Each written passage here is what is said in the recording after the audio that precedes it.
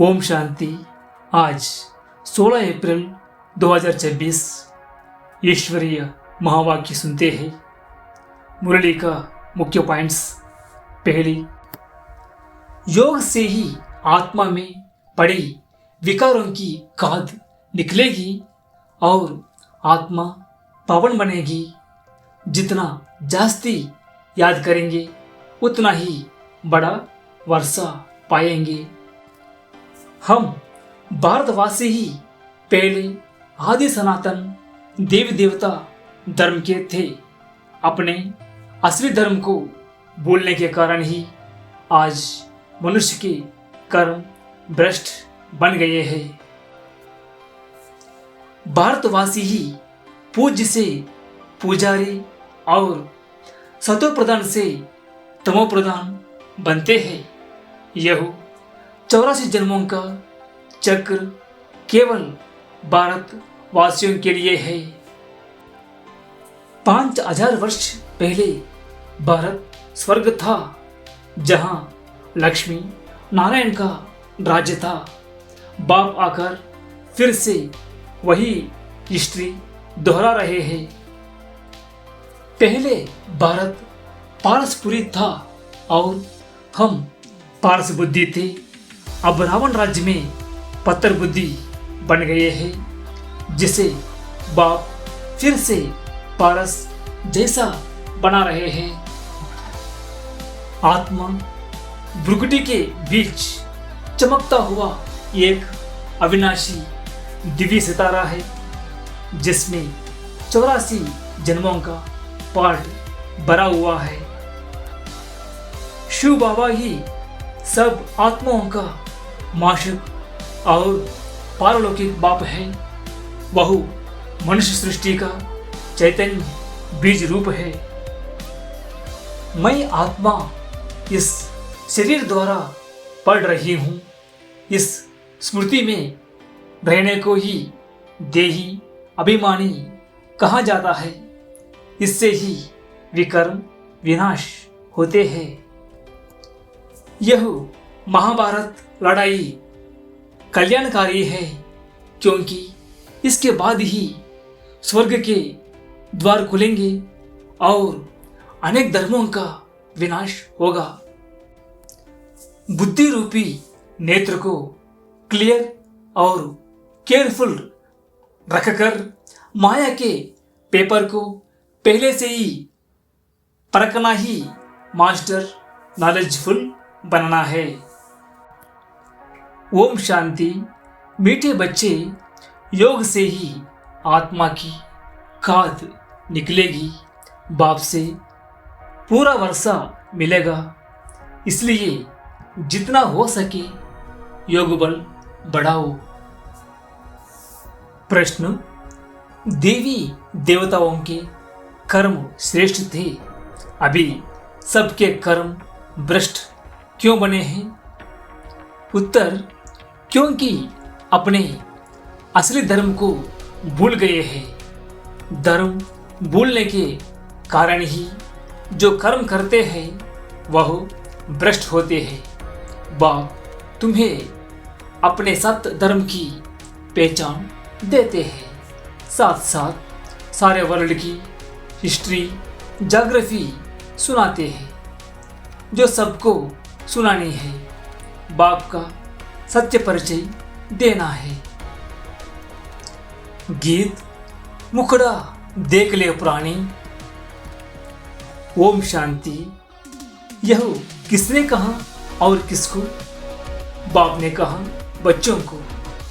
जिन बच्चों को पतित से पावन बना रहे हैं, बच्चे जान गए हैं हम भारतवासी जो देवी देवता थे, वह अब 84 जन्मों का चक्र लगाए सतो प्रधान से पास कर सतो, रजो, तमो और अब तमो प्रधान बन गए हैं। अब फिर पतितों को पावन बनाने वाला बाप कहते हैं। अपने दिल से पूछो कि कहाँ तक हम पुण्यात्मा बने हैं। तुम सतो प्रधान पवित्र आत्मा थे। जब यहाँ पहले पहले तुम देवी देवता कहलाते थे, जिसको आदि सनातन देवी देवता धर्म कहा जाता था। अब कोई भारतवासी अपने को देवी देवता धर्म के नहीं कहलाते। हिंदू तो कोई धर्म है ही नहीं, परंतु पतित होने के कारण अपने को देवता कहला नहीं सकते। सतयुग में देवताएं पवित्र थे, पवित्र प्रवृत्ति मार्ग था। यथा राजा रानी तथा प्रजा पवित्र थे।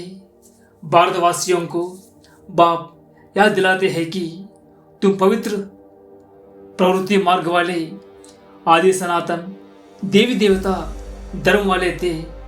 उसको स्वर्ग कहा जाता था। वहाँ एक ही धर्म था। पहला नंबर महाराजा महारानी लक्ष्मी नारायण थे, उनकी भी डायनेस्टी थी। और भारत बहुत धनवान था। वह सतयुग था। फिर आए त्रेता में, तब भी पूज्य देवी देवता व क्षत्रिय कहलाते थे। वह लक्ष्मी नारायण का राज, वह सीताराम का राज, वह भी डायनेस्टी चली। जैसे क्रिश्चियन में एडवर्ड द फर्स्ट सेकंड ऐसे चलता है, वैसे भारत में भी ऐसा था।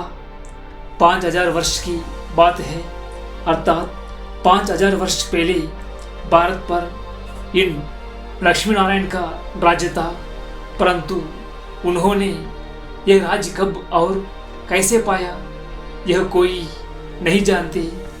वही सूर्यवंशी राज फिर चंद्रवंशी में आया, क्योंकि पुनर्जन्म लेते लेते सीढ़ी उतरनी है। यह भारत की हिस्ट्री ज्योग्राफी कोई नहीं जानते। रचता है बाप तो जरूर सत्ययुगी नई दुनिया का रचता ठहरा। बाप कहते हैं, बच्चे तुम आज से 5000 वर्ष पहले स्वर्ग में थे। यह भारत स्वर्ग था, फिर नरक में आए हैं। दुनिया तो इस वर्ल्ड की हिस्ट्री ज्योग्राफी को नहीं जानती। वो तो अधूरी सिर्फ पिछाड़ी की हिस्ट्री जानते हैं। सतयुग त्रेता की हिस्ट्री ज्योग्राफी को कोई नहीं जानते। ऋषि मुनि भी कहते गए, हम रचता और रचना के आदि मध्य अंत को नहीं जानते हैं। जाने भी कोई कैसे, बाप तुमको ही बैठ समझाते हैं। शिव बाबा भारत में ही दिव्य जन्म लेते हैं, जिसकी शिव जयंती भी होती है। शिव जयंती के बाद फिर चाहिए गीता जयंती, फिर साथ साथ होनी चाहिए श्री कृष्ण जयंती। परंतु इस जयंती का राज भारतवासी जानते नहीं है कि शिव जयंती कब हुई। और धर्म वाले तो जट बताएंगे बुद्ध जयंती, क्राइस्ट जयंती कब हुई। भारतवासियों से पूछो शिव जयंती कब हुई, कोई नहीं बताएंगे। शिव भारत में आया, आकर क्या किया, कोई नहीं जानते। शिव ठहरा सब आत्माओं का बाप। आत्मा है अविनाशी। आत्मा एक शरीर छोड़ दूसरा लेती है। यह 84 का चक्र है। शास्त्रों में तो 84 लाख जन्म का गपोड़ा लगा दिया है। बाप आकर राइट बात बताते हैं। बाप के सिवाय बाकी सब रचता और रचना के लिए झूठ ही बोलते हैं, क्योंकि यह है ही माया का राज। पहले तुम पारस बुद्धि थे, भारत पारसपुरी था। मीठे मीठे सिक्की लदे बच्चों प्रति माता पिता बाप दादा का याद प्यार और गुड मॉर्निंग। रूहानी बाप की रूहानी बच्चों को नमस्ते। हम सभी रूहानी बच्चों की रूहानी माता पिता बाप दादा को याद प्यार और नमस्ते। शुक्रिया बाप दादा, शुक्रिया। धारणा के लिए मुख्य सार। पहली, याद से पावन बन बाप के गले का हार बनना है। कर्म करते भी बाप की याद में रहो, विक्रमाजीत बनना है। दूसरी, पुण्यात्मा बनने का पूरा पुरुषार्थ करना है। देह अभिमान छोड़ देही अभिमानी बनना है। वरदान, अपने बुद्धि रूपी नेत्र को क्लियर और केयरफुल रखने वाले मास्टर नॉलेजफुल पावरफुल भव। जैसे ज्योतिषी अपने ज्योतिषी की नॉलेज से, ग्रहों की नॉलेज से आने वाली आपदाओं को जान लेते हैं, ऐसे आप बच्चे इन एडवांस माया द्वारा आने वाले पेपर्स को परख कर पास विद ऑनर बनने के लिए अपने बुद्धि रूपी नेत्र को क्लियर बनाओ और केयरफुल रहो। दिन प्रतिदिन याद की व साइलेंस की शक्ति को बढ़ाओ तो पहले से ही मालूम पड़ेगा कि आज कुछ होने वाला है। मास्टर नॉलेजफुल पावरफुल बनो तो कभी हार नहीं हो सकती। स्लोगन, पवित्रता ही नवीनता है और यही ज्ञान का फाउंडेशन है। ये अव्यक्त इशारे महान बनने के लिए मधुरता और नम्रता का गुण धारण करो। आप बच्चों की चलन में मधुरता और मनसा में बेहद की वैराग्य वृत्ति हो, दोनों स्मृति रहे तो पास विद ऑनर्स बन जाएंगे। मधुरता और नम्रता इन विशेष दो धारणाओं से सदा विश्व कल्याणकारी महादानी वरदानी बन जाएंगे और सहज ही स्नेह का सबूत दे सकेंगे। ओम शांति। प्यारे भाइयों और बहनों, आशा है कि आज की मुरली से आपको ईश्वरीय ज्ञान की गहरी अनुभूतियाँ हुई होंगी। जैसा कि आप जानते हैं, इस ज्ञान गंगा को जन जन तक पहुंचाने के लिए यह छोटी सी सेवा की जा रही है।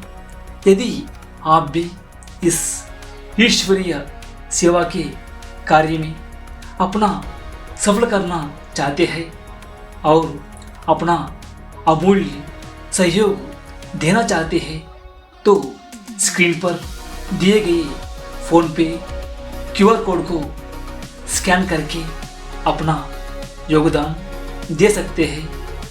आपका यह छोटा सा सहयोग इस सेवा को और भी बेहतर बनाने और अधिक लोगों तक पहुंचाने में सहायक होगा।